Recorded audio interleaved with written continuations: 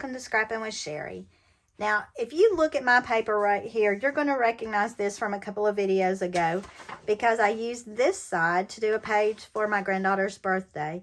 And today I'm going to be finishing up that birthday with this particular page. And we're using sketch page 32 this time. It is a one-pager in the book. Mine will go on to be a two-pager, of course. But I wanted to show you how I'm going to make this. Now, here again, I have got a Fasta Fab Birthday Bonanza page, and I'm going to be using this side this time, but I want this to be that main border right there in the middle. So once again, I'm going to cut off the bottom. I've got some leftover paper laying there. I'm going to cut off the bottom and put it on the top with a little welding strip. And this time, I'm going to cut off 4.5 inches of the bottom. And that's what I'm going to add to this top right here. Now, I went with 4.5 inches because this border is pretty wide, but I kind of wanted it centered on the page somewhat. And I'm going to add a welding strip on the back, just using that scrap piece of paper that you saw laying there. So I just need to put my regular tape along this seam. If you're wondering why I choose to use welding strips sometimes and why sometimes I put it on a background paper, I can't really give you a definitive answer to that, except I know that I'm going to punch a border that's going on here, and that's also going to give this stability on the front. So I feel like that will help keep it stable enough that I don't necessarily need to put it on a full background sheet. And I'm all about saving paper as much as I can, although I have so much now, if I used 5 pieces every day until I died, I probably still wouldn't run out. Now, I am going to cover this seam with a border maker cartridge, and I'm going to use this one. It's called, I'd like to tell you what it's called, but I can't see the writing on it. It's called Mirrored Scallop, I believe. My writing has come off on the side of it, but this is an older cartridge, but really pretty. And it kind of mimics this look, I think, this chain look, because it's got the little circles in it.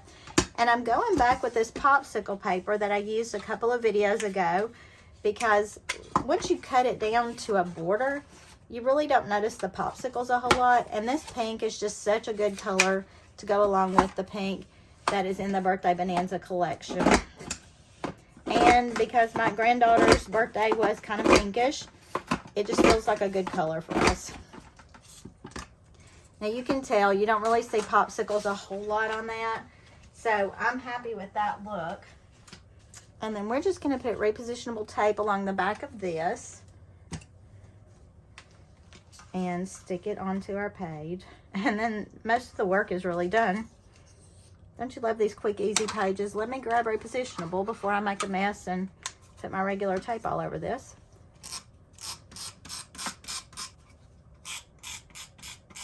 Now, something I didn't do because I was hurrying to get that refilled. Sometimes I notice that some of the repositionable tape kind of gunks up right there in the top corner of my holder. And I just try to make sure that I clean that out with my fingernail if there is any. That just keeps my tape rolling more smoothly, and it doesn't give it anything to catch on later. And I'm just lining this up along this seam line here. But I like the fact that it kind of mimics this look. I think that's really pretty together. So basically, if you look at this idea now, they've added 4 mats, and then they've put pictures on a couple of those. So I did pull a couple of mats that I want to work with. Now, this one, because my border is a little bit higher, is going to have to be cut down. But I liked all the colors, and I did want to do a little journaling here. So I am going to cut this mat down a little bit. If you follow their measurements, their mat is a 6.5 by 4.5. But my spacing is a little bit different, so that's going to work out just a little differently for me. All right, and let me go ahead and pull my pictures that I want to use. And let's start talking about how we can lay them out. Now, they've actually done their journaling long here. They've put a title on this left side, but I don't really need a title because it's a continuation of these birthday pages. But I have all these sweet little pictures. This was my mother-in-law with her 2 great-granddaughters. So I want to use all of these pictures, and I'm going to do those in Peekaboo Pockets, and I'm probably going to keep that down here. And this is going to go on to be a 2-page spread, so I'm keeping that in mind, that I don't have to use all of the pictures on this page. But I do want to use this one here, because this is the great-granddaughter who lives further away. So, well, they both live pretty far away, but she doesn't get to see her very often. And then I would like to use this one down here. And I'm going to do these a little bit differently than the sketch called for. You know how I am. And I've kind of done them, you know what, I'll flip them. And that makes my layout basically the same as the sketch. So let me do a little cutting down, because I do want as much of that border to show here as possible. And I'm going to cut this one down. So we'll keep this side more about the little girls and grandma. Of course, we're adding me with the granddaughter on here too, but that's okay. And then the other side will just be other random family members at our event. Okay, and by cutting that down, I'm letting my design show there, so I do like that. And I'm going to add mats behind all of these. So let's see what mats I have left from this Birthday Bonanza collection.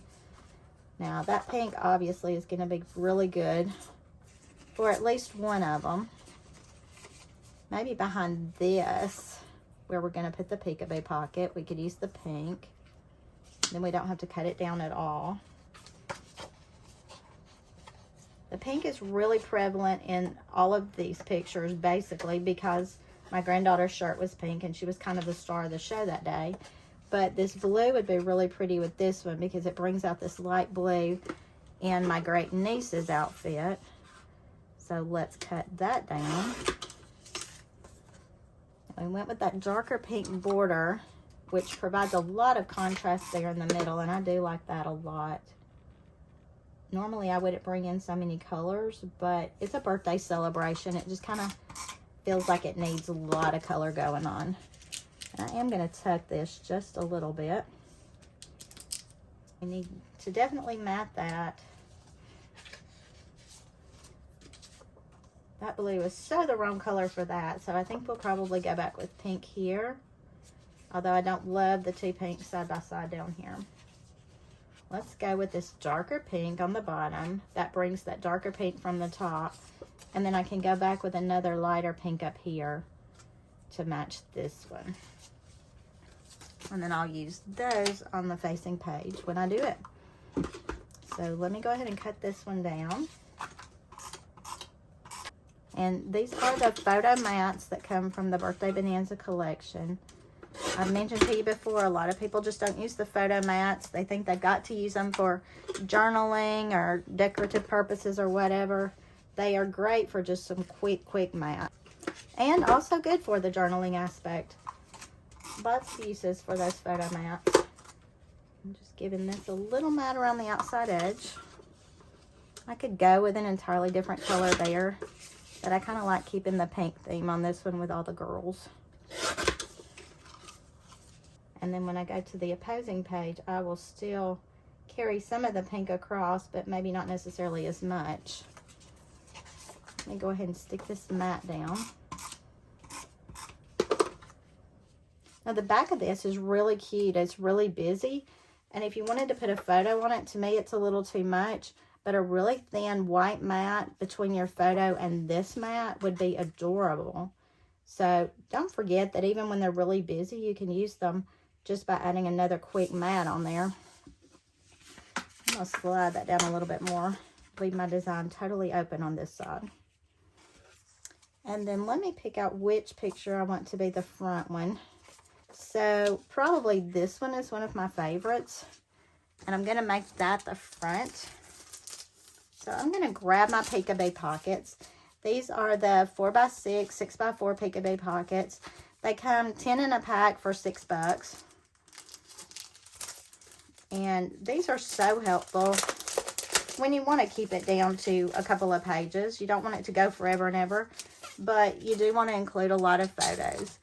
And I don't know about you, but as my parents, my mother-in-law age, I like to keep as many photos of them as possible because I'm just not sure that the grandchildren will get to know them very well, the great-grandchildren.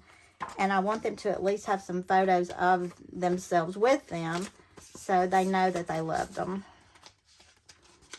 Okay, so in the Peekaboo Pockets, what you're looking for is the fold over is to keep your photos in. So the adhesive tab is on this side of the fold over pocket. Now, this one is a side fold, and I like that for this particular page. I'm trying to get my photos kind of lined up in there. And you know, sometimes it's hard to do that, and it's not a bad idea to just pop a piece of tape on there. Line your photos up, because sometimes you're going to get white showing top or bottom or side to side or something like that. If you pop a piece of tape in there and then stick it in your Peekaboo pocket, it's going to keep the photos from sliding. Now, I've still got 3 more pictures. One of those could go directly on the mat, and I think I'll put this one there. But then I need another Peekaboo pocket. And it's okay to layer these. That's kind of the fun of them, is that you can add all these extra pictures.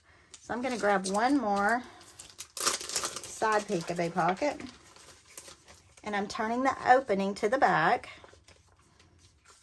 I'm going to put my pictures back to back on here. Just stick a piece of tape on them to keep them together, to keep that white from showing around the outside edges. Now remember, I tell you all the time, there's some margin of error with paper companies, with photo developing companies. Your photos are not always exactly 4x6 rectangles. Sometimes they're a little off. You just have to deal with that. And I know it's frustrating, but it is. So my Peekaboo pockets are going to go on top of the page protector when I get it on. But all I've got to do is peel this adhesive strip. I hope you can see that with the lighting. And then I will lay this Peekaboo pocket straight down on top of my page protector. Then I will do the same thing with this one. I will reach here and peel this adhesive strip.